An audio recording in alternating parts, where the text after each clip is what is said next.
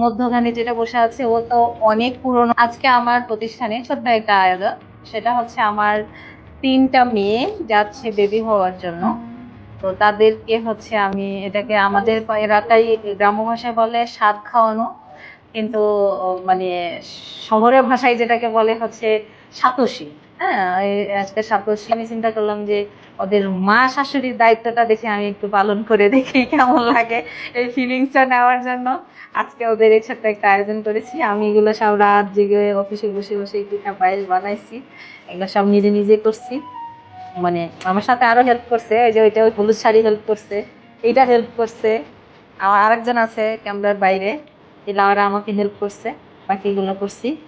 এখন হচ্ছে যে আমরা স্বাদ খাওয়ার অনুষ্ঠান শুরু করি, ওদেরকে আমি খাওয়াই, বাকিটা ওরা হচ্ছে নিজে নিজে তখন খাবে। বিসমিল্লাহির রহমানির রহিম। হ্যাঁ, এই ডান সাইড থেকে না, দেখি আগে আসতে পারবি দাদা।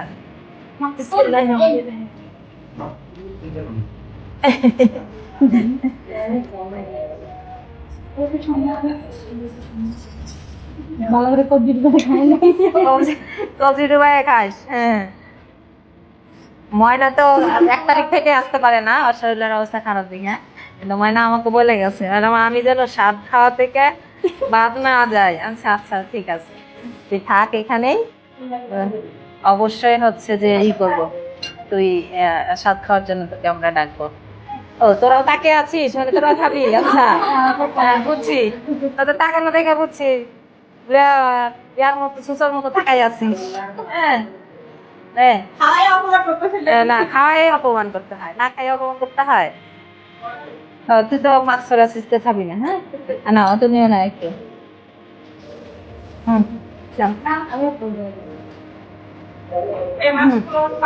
এই একটা ফ্রিজ দাও এটা রাখার জন্য, চাবিজ রাখার জন্য। বলছি ওরা 3জন হচ্ছে অনেকদিন থেকে আমার কাছে আছে।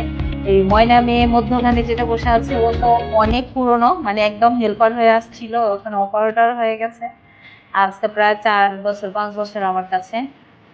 ও চাকরি করতে আমি দেই, তাহলে একমাত্র হচ্ছে ম্যাডামের ওখানে একটি চাকরি করে। তা এতদিন চাকরি করে আজকেও মা হতে যাচ্ছে, তো ওরা হচ্ছে আমাকে মায়ের মতো মনে করে। ও ও কতদিন হচ্ছে, কতদিন হলো আসছে? 1 বছর ওরও হয়ে গেল। ওরা এতদিন ধরে আমার কাছে আছে, আজকে চলে যাবে। তো এই জন্য ভাবলাম যে ওদেরকে হচ্ছে একটু আমি স্বাদ খাওয়াই দিই, কারণ এই 7 মাসে তো ওরা ওদের মায়ের কাছে যেতে পারেনি কিংবা শাশুড়ির কাছে।